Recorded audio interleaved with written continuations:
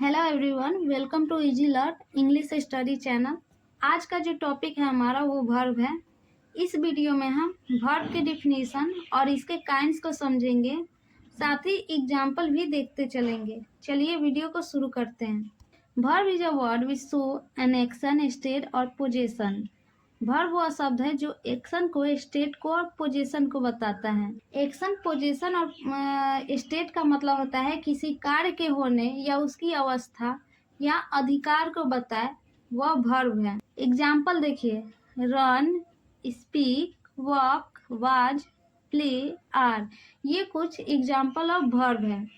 चलिए वर्ब के टाइप की बात करते हैं। वर्ब की दो टाइप होती है मेजरली, मेन वर्ब और हेल्पिंग वर्ब। मेन वर्ब के भी दो टाइप होते हैं, ट्रांजिटिव, इंट्रांजिटिव। हेल्पिंग वर्ब के दो टाइप होते हैं, प्राइमरी, मॉडल। मेन वर्ब क्या है? मेन वर्ब को हम प्रिंसिपल वर्ब भी कहते हैं। तो ये दोनों आपको ध्यान रखना है कि प्रिंसिपल वर्ब और मेन वर्ब एक ही है, अलग नहीं है। चलिए इसके डिफिनीशन को देखते हैं। When there is only one verb in a sentence is known as main verb। जब किसी भी सेंटेंस में एक वर्ब रहता है तो उसे हम मेन वर्ब कहते हैं और ये खुद में कंप्लीट मीनिंग देता है। एग्जाम्पल समझिए, आई रीड बुक। ये एक एग्जाम्पल हो गया हमारा। तो यहाँ आई हमारा सब्जेक्ट हो गया, रीड हमारा वर्ब हो गया और बुक जो है हमारा ऑब्जेक्ट हो गया। इसमें देखने के लिए मिल रहा है कि यहाँ पर एक ही वर्ब है, वो है रीड। तो ये हमारा मेन वर्ब होगा और ये सेंटेंस के मीनिंग को भी कंप्लीट कर रहा है। आई ईट, मैं खाता हूँ या खाती हूँ। अब इसका जो स्ट्रक्चर है वो देखिए, सब्जेक्ट प्लस वर्ब। यहाँ सब्जेक्ट के साथ वर्ब मिलकर ये एक सेंटेंस बना रहा है, ठीक है। तो ये क्या कर रहा है, यहाँ पे ये मीनिंग को कंप्लीट कर रहा है। साथ ही जो सेंटेंस है हमारा उसमें एक ही वर्ब है, कोई और वर्ब नहीं है, तो इसे हम मेन वर्ब कहते हैं। आई होप कि आपके डाउट क्लियर हो गए हो मेन वर्ब को लेकर। चलिए अब आगे पढ़कर इसके हम टाइप को समझते हैं। मेन वर्ब के दो टाइप होते हैं, ट्रांजिटिव एंड इंट्रांजिटिव। चलिए ट्रांजिटिव वर्ब को समझते हैं। A verb which require an object after it to complete its sense is called transitive verb. ऐसा वर्ब जिसे अपने बाद ऑब्जेक्ट को लेना पड़ता है अपने मीनिंग को कंप्लीट करने के लिए, तो उसे हम ट्रांजिटिव वर्ब कहते हैं। यानी कि जब किसी मेन वर्ब के बाद कोई ऑब्जेक्ट आए जिससे कि सेंटेंस का जो मीनिंग है वो कंप्लीट हो, तो उसे हम ट्रांजिटिव वर्ब कहते हैं। चलिए इसके एग्जाम्पल को देखते हैं। I drive car. आई हमारा सब्जेक्ट हो गया, ड्राइव हमारा वर्ब और कार हमारा ऑब्जेक्ट हो गया। तो यहाँ वर्ब के बाद हमारा ऑब्जेक्ट आ रहा है कार, तो यहाँ ड्राइव हमारा क्या हो गया, ड्राइव हमारा ट्रांजिटिव वर्ब हो जाएगा। You play cricket. यू यहाँ पे हमारा सब्जेक्ट हो गया, प्ले हमारा वर्ब हो गया और क्रिकेट ऑब्जेक्ट। तो वर्ब के बाद ऑब्जेक्ट आ रहा है, तो ये कौन सा वर्ब होगा, प्ले हमारा ट्रांजिटिव वर्ब होगा। यहाँ आपको समझ में आ रही है, आना चाहिए, क्योंकि यहाँ मैं तोड़कर बता रही हूँ काफी इजी तरीके से।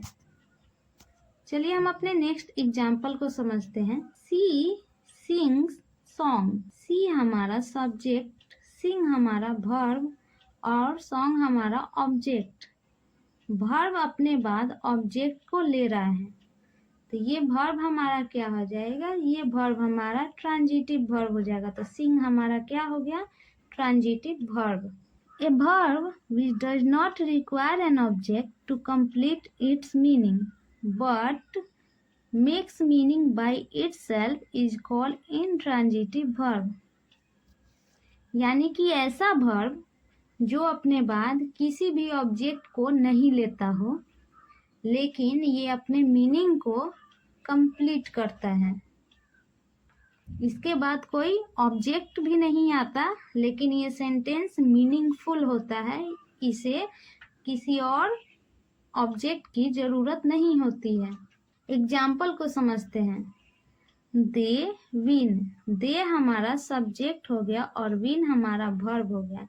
यहाँ जो सेंटेंस है हमारा, इस सेंटेंस में सिर्फ दो ही स्ट्रक्चर है, सब्जेक्ट और वर्ब से मिलकर बना है। यहाँ कोई भी ऑब्जेक्ट नहीं है। विन इंट्रांजिटिव वर्ब होगा। विन जो है हमारा इंट्रांजिटिव वर्ब है। नेक्स्ट देखते हैं वी प्ले, वी हमारा सब्जेक्ट और प्ले हमारा वर्ब है।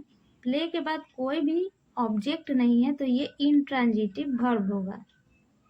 He runs, he subject, run verb और वर्ब के बाद कोई भी ऑब्जेक्ट नहीं है तो ये हमारा हो जाएगा intransitive. What is helping verb? Helping verb हमारा वह वर्ब होता है जो मेन वर्ब की मदद करता हो। चलिए इसके डेफिनेशन को देखते हैं। The verb which help to main verb in a sentence to complete its meaning is known as helping verb. वैसा वर्ब जो मेन वर्ब की मदद करता है किसी वाक्य में इसके मीनिंग को कंप्लीट करने के लिए, वैसे वर्ब को हम हेल्पिंग वर्ब कहते हैं। हेल्पिंग वर्ब को हम एक्सिलरी वर्ब भी कहते हैं, ये याद रखना है आपको। There are 3 types of helping verb, primary verb, modal verb and marginal verb. चलिए बात करते हैं प्राइमरी वर्ब की। प्राइमरी वर्ब 3 तरह की होती है, to do form, to have form and to be form. To do में हमारा डू, डज, डिड आता है। टू हैव में has, have, had, having. To be में was, were, is, are, am, being, been, be. ये हो गया। तो यहाँ ये सारा हो गया हमारा प्राइमरी वर्ब। अब चलिए देखते हैं हम मॉडल वर्ब को। मॉडल वर्ब में can, may, could, would, should, might, shall, will, must, ought to. ये हो गया हमारा मॉडल वर्ब। अब यहाँ पे आपको एक चीज ध्यान रखनी है, जो हमारा मॉडल वर्ब है इसके साथ हमेशा वर्ब का पहला फॉर्म यूज करते हैं। ओके, अब चलिए बात करते हैं मार्जिनल वर्ब।